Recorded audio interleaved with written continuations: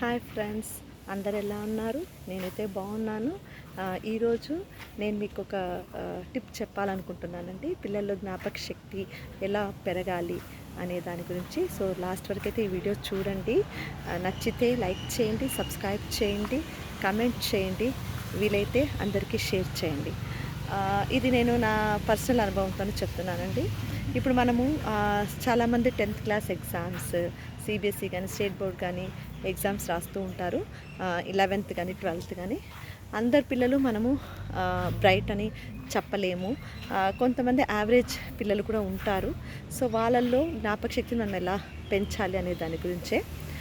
మనం ఏం చేయాలంటే వీళ్ళకు ఏదైనా ఫార్ములాస్ చదువుకు సంబంధించిన ఫార్ములాస్, ఫిజిక్స్ కానీ మ్యాథ్స్ కానీ కెమిస్ట్రీ కానీ ఏదైనా కానివ్వండి, ఫార్ములాస్ అన్ని ఒక A4 షీట్లో చాప్టర్స్ నేమ్స్ రాసేయమని చెప్పండి.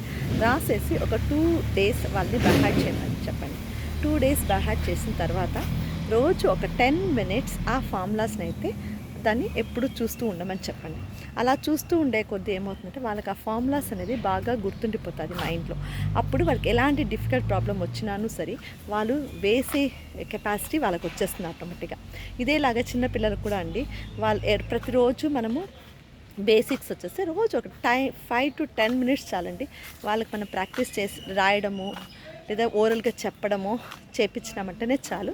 చిన్నపిల్లలకైతే చాలామంది రాయడానికి చాలా ఇబ్బంది పడుతూ ఉంటారు. అలాంటి పిల్లలకి మనము కొద్దిగా రాయడం కొద్దిగా ఇచ్చి చెప్పడం అనేది అలవాటు చేయాలి ఎక్కువగా. అలాగా వాళ్ళకే తెలియకుండా మనము కొద్దిగా ఇంక్రీజ్ చేస్తూ పోవాలి. సో ఈ టిప్ అయితే నచ్చింది అనుకుంటాను. మీ కమెంట్ నాకు చెప్పండి కమెంట్ బాక్స్లో.